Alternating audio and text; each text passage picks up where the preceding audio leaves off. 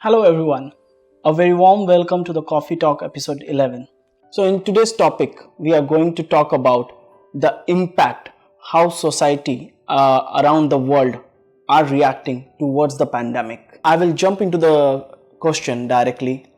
How you think the current pandemic lockdown across the world is happening and it is impacting on the various age groups? I would start from the opposite side of it, and say the two age groups that I kind of sense is thriving the least Okay. during this pandemic is the young people, not kids, but the young people that are not allowed to socialize. And young people are probably the generation that needs that socializing the most with their friends and going out and party and whatever they do. But they're not allowed to in many countries. Not all countries, but in many countries they're not allowed to because you have these restrictions Yeah. and lockdowns, right? So that impacts these young people mentally, emotionally, very, very much, and it's something we need to be aware of as well. And I think also our leaders and experts within this will take into consideration when this will happen again, because of course this will happen again in the future, sooner or later.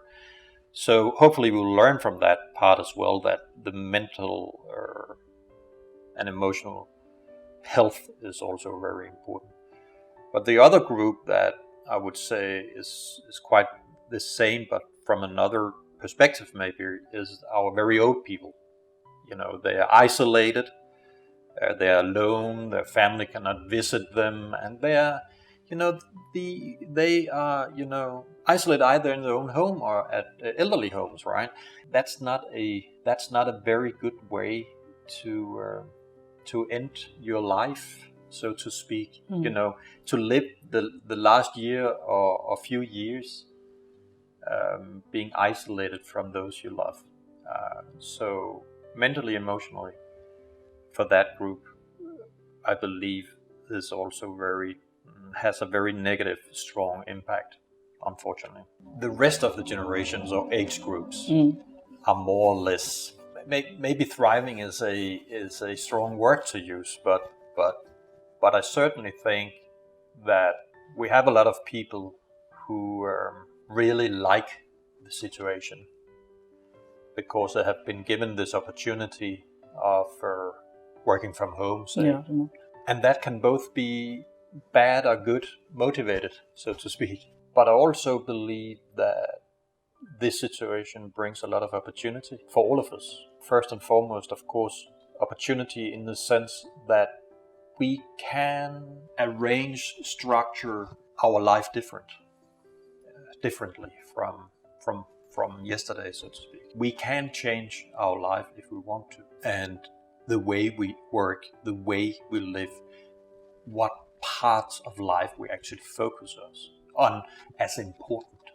And from that perspective, I strongly believe that this pandemic has pushed us into a situation of opportunity. If we take the best from it, we will learn and we'll grow, and we will create a better society on the other side of it.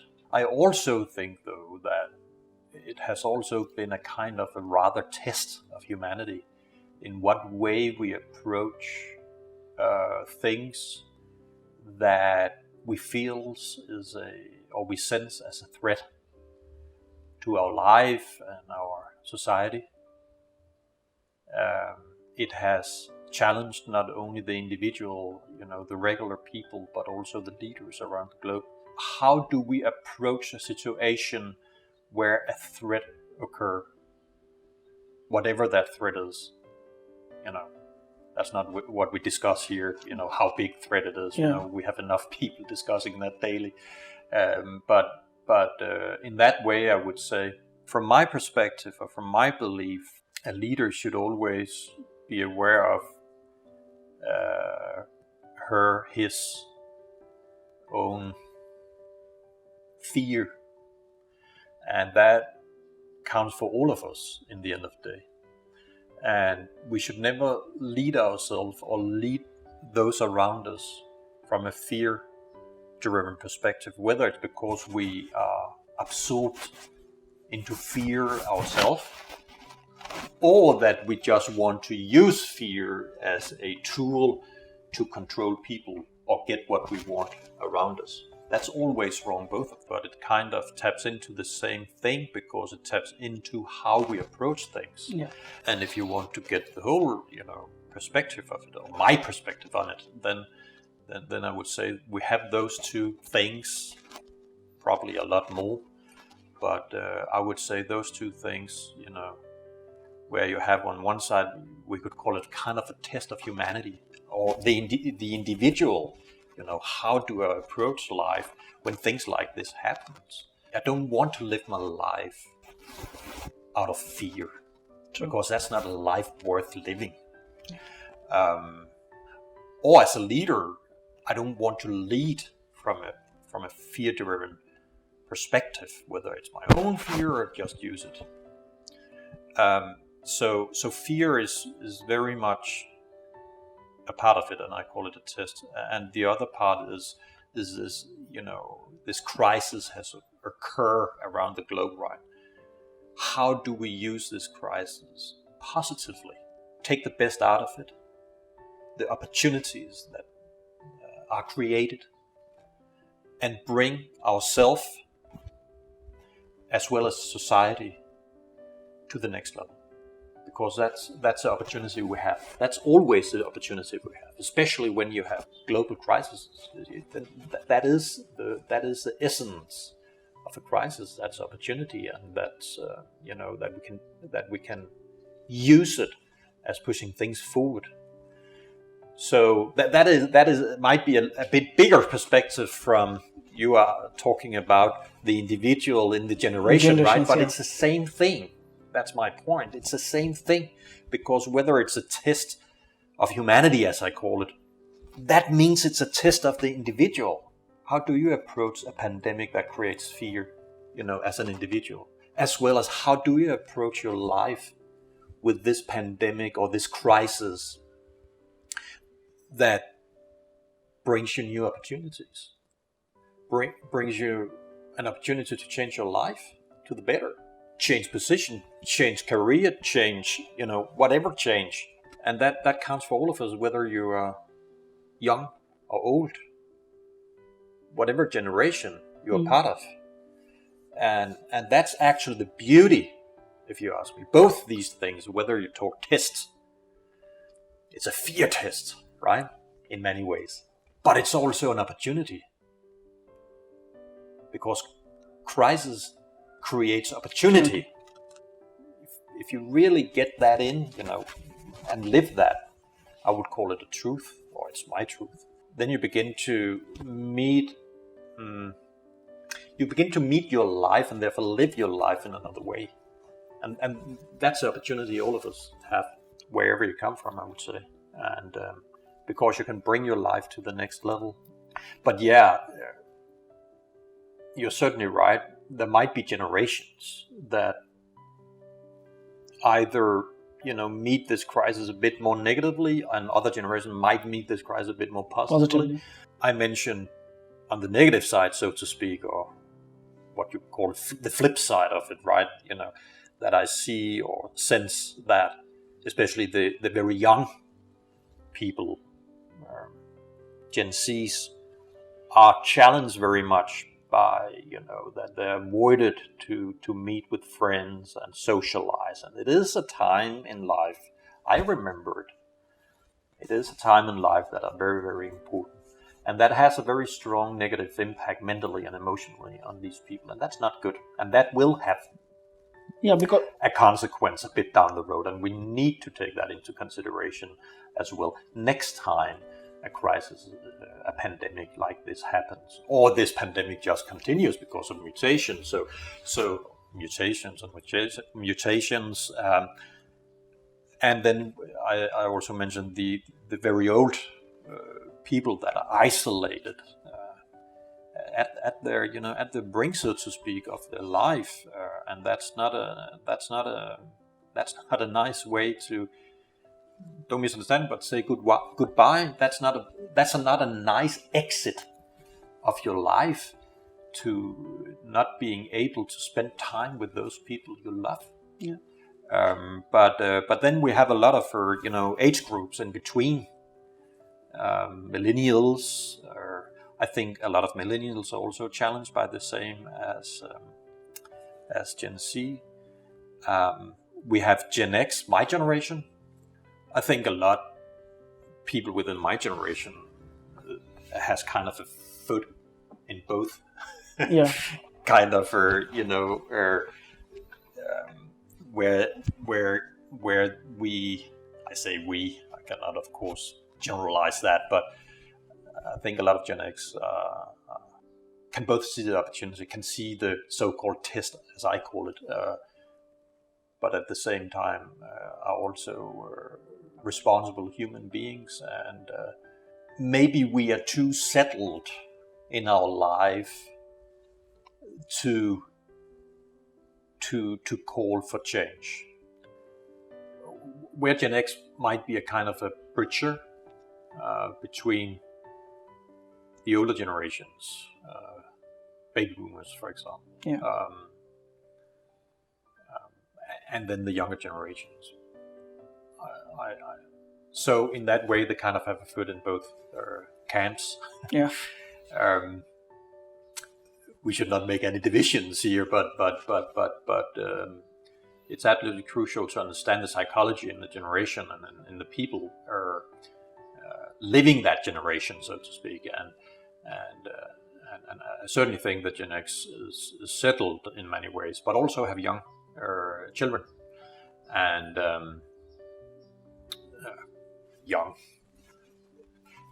not very young, not kids, not small kids maybe, teenagers. but yeah, exactly, teenagers, but kids, they have children, right, and who are impacted by what we talked about before, and that influences them as well, of course, in many ways, because it's not an easy thing to observe your kids. I have a teenager myself, and it's not easy to see how they are. A lot of these children are, in many ways, way wiser than us. Even with this pandemic, a lot of them, they really don't understand why we approach life, and therefore why we approach the pandemic, and therefore approach life in the way we do. And remember, it's probably because the fear has not hit them, so they can see it from another perspective. They don't see it from your gut, right? Or the emotions. They see it from maybe it's wrong to say rational, but I'm not sure they see it from that perspective neither. But what I say is they're not influenced in the same way, a lot of them. A lot of the kids I meet or the teenagers I meet through my own kids, they're not impacted in that way. If they are impacted, it comes from the parents. Or maybe the school, but especially the parents. So it really depends on how the parents are and meet this situation and approach this situation, and believe about this situation, or whatever you would call it. That will, of course, in some way, to a certain degree, impact the kids. I think what happens, and one of the opportunities we have is that